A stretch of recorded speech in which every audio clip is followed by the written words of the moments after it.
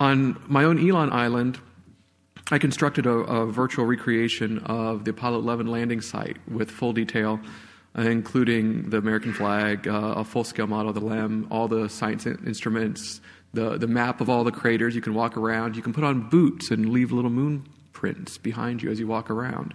It's fascinating. And honestly, until I finished building it, I didn't realize how little space Neil Armstrong and Buzz Aldrin had explored when they first got out of the LEM. That the subsequent missions explored a huge space, but they just basically got out of the van, walked around a little bit, got back in, and came home.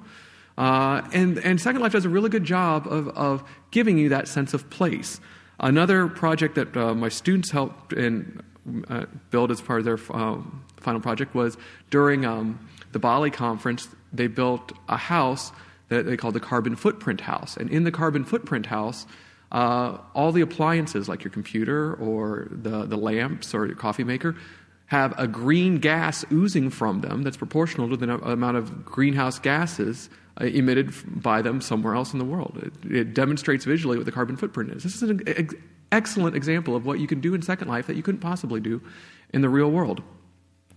But again, in this picture and in the picture I showed you before, you see that the people come there, they want to stand outside of these exhibits and talk to the builders. It's not so much of the objects that have been built, but having a chance to interact and engage with other members of the audience that are interested in this science topic, and to talk directly to the science experts. Some of the other things that we have in the Silence, up on University of Denver's island, they built a full-scale recreation of their own observatory. The attention to detail is magnificent. Aside from just building a telescope, though, they built the living quarters below the telescope. If you've ever been on top of a mountain, almost by yourself on one of these observatories, it really it feels like that. It feels exactly like that. Including the trash that they have in the trash can is the sort of thing that almost any scientist would throw in there. Science Friday has been very popular as well. Just joining the Islands recently and pulling in somewhere between 40 and 80 Second Life residents to their island to interact with Ira Flatley in Second Life, is his alter ego, during the show. And this is where we have this sort of new media for engaging science experts and science journalists with the public. You might be wondering what comes next. I recently read a NASA request for proposals where they're looking to try to build a NASA game. And my ears perked up when I first heard about it, because I'm like, hey, university faculty using Second Life, hey, great, I know all about that. But then I saw this part, familiar to the majority of students. And that is a myth. That is an absolute myth that most people believe that if you are under the age of 21, that you're completely familiar with all of these technologies. That's simply not true. I've been doing this for several years with my own students, and roughly 1/10 of them have heard of Second Life.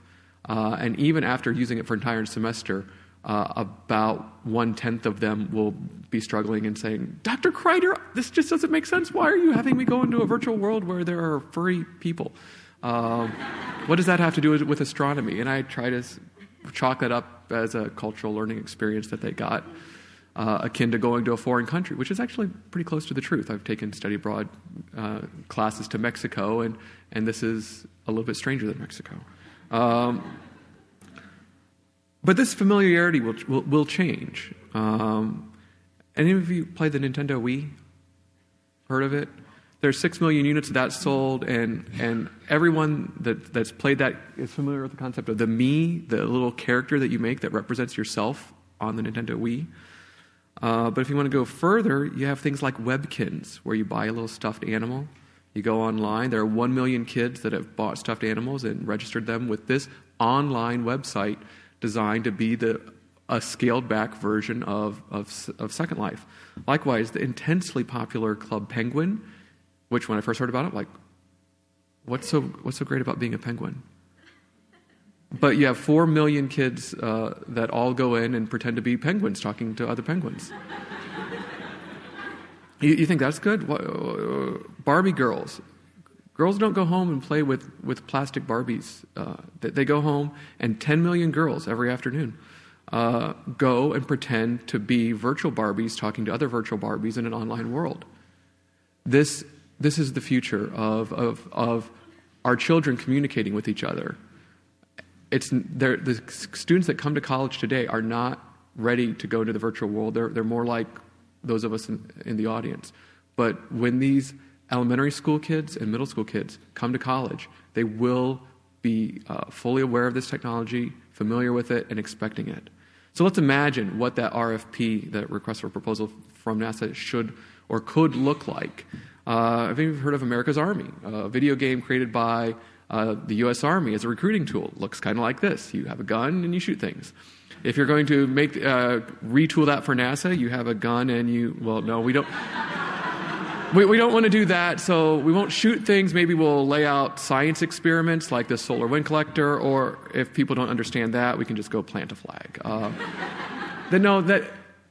This is an interesting idea, and at one time I almost thought it was a good one. But the thing is, for those of us who are scientists, we do like to go and play games where we shoot things, but that's not what the part of our brain that engages with science. It's a little bit closer to this. I told a friend of mine that I was coming to speak at this panel, and she picked me up a copy of Seed.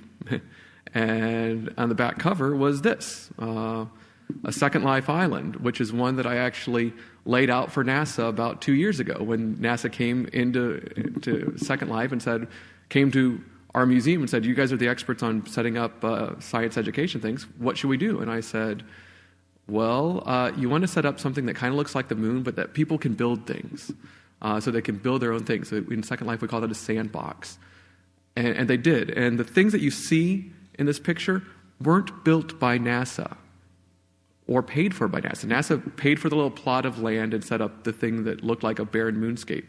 But people that are interested in NASA would then come to that spot and build their own rockets and launch their own rockets and read about the blueprints of what might be the future of science and then build it there. This is the equivalent of Legos or erector sets for the future. When I think the best example of it I can show you is this, which really doesn't look like much. But what we're looking at here is a simulation of my simulation. That I built a recreation of the Apollo 11 landing site in full detail. And a kid that I know only as Joey broke into Second Life, although it's illegal for anyone under 18 to be on the main grid of Second Life. He snuck in, not because he wanted to see vampire porn shops or anything like that, but he wanted to interact with real scientists and engineers and to build things on his own. And what we're looking at is he built his own little version of an American flag and his own little version of a telescope and his lantern. None of it quite looked right, but he was learning how to write the computer code. And he was learning how to do the building and the dimensions and the unit conversions that we would want any of our students doing in this sort of way. It's not a matter of build it and they will come, but give them the tools to build it and they will. And that is really the future of our virtual world education. In real life, I'm Anthony Kreider. In Second Life, I'm Chaka Marula. If you happen to be in the neighborhood, give me a ring. Thank you.